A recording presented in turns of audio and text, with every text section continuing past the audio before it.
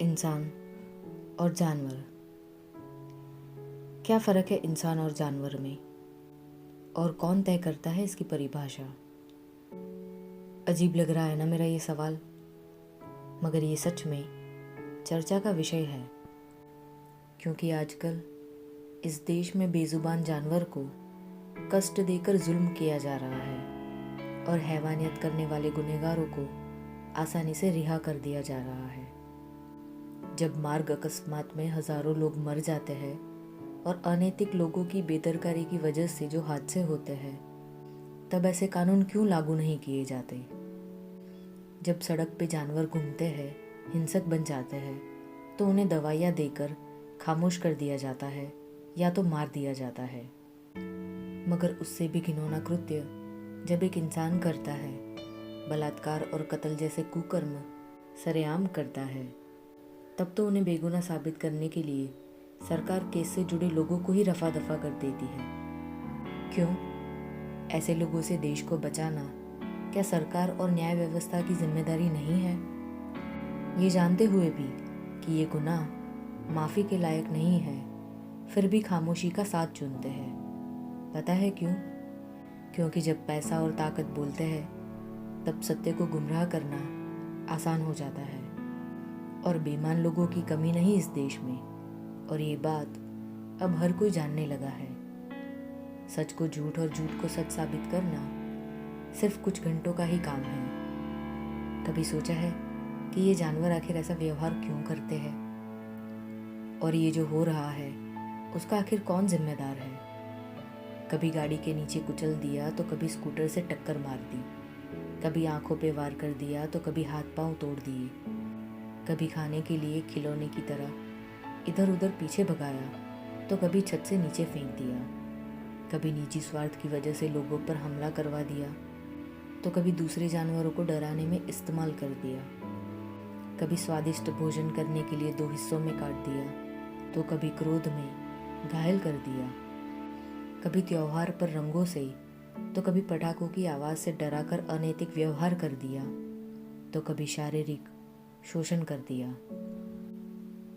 हाँ, सही सुना, शारीरिक शोषण तक होता है इस बेजुबान जानवर का इस देश में, और तब भी गुनहगार को मानसिक रूप से अस्थिर बताकर रिहा कर दिया जाता है। अरे यहाँ तो इंसान के रूप में जितने निर्दयी कृत्य पुरुषों ने किए हैं, उतनी घिनौनी हरकत तो इन जानवरों ने भी नहीं की है।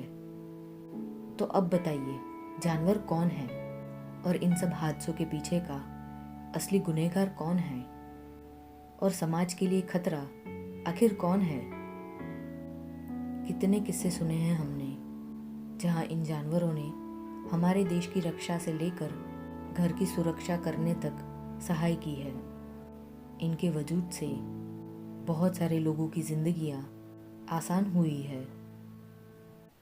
जब हजारों की संख्या में उन पर क्रूरता होती है, उनका कत्ल करके भोजन में पिरोसा जाता है, व्यवसाय से पैसे कमाए जाते हैं, तब तो कुछ गलत नहीं लगता। मगर इंसानों की गलती की वजह से जब ये हिंसक बन जाते हैं, डर की वजह से हमला करते हैं, तब ये खतरा कैसे बन जाते हैं? मैं मानती हूँ कि काफ़ी लोगों की जान गई है इन जानवरों के हमलों की वजह से, मगर इन जानवरों से ज़्यादा घिनौने कृत्य जिन इंसानों ने किए हैं, उन लोगों को कब उनके गुनाहों की सज़ा मिलेगी?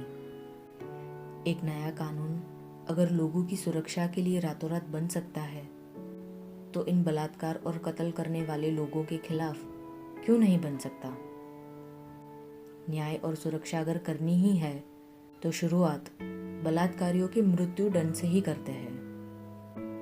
कितना आसान हो जाएगा इस देश की औरतों के लिए बिना डर के जीना, जब सरकार उनका साथ देकर इन अपराधियों को बिना किसी भेदभाव के सजा देना शुरू करेगी, बिना किसी लालच और दबाव के सच का साथ देगी।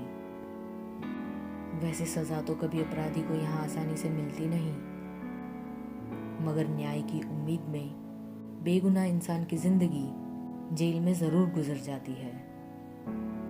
क्योंकि आज भी ये देश पुरुष प्रधान सोच को सराखों पर रखता है। इन चंद लोगों को खुद के अलावा किसी और के दर्द की परवाह ही नहीं है। अरे थोड़ी तो शर्म करो। और कितना हद तक गिरोगी और कितना लोगों की भावनाओं के साथ खिलवाड़ करोगी। इंसानियत का मुखौटा पहनकर आखिर कब तक हैवानियत को छिपाओगी। क्या बेजुबान जानवर के साथ अन्याय करके तुम कर्म के चक्र से आज़ाद हो जाओगे?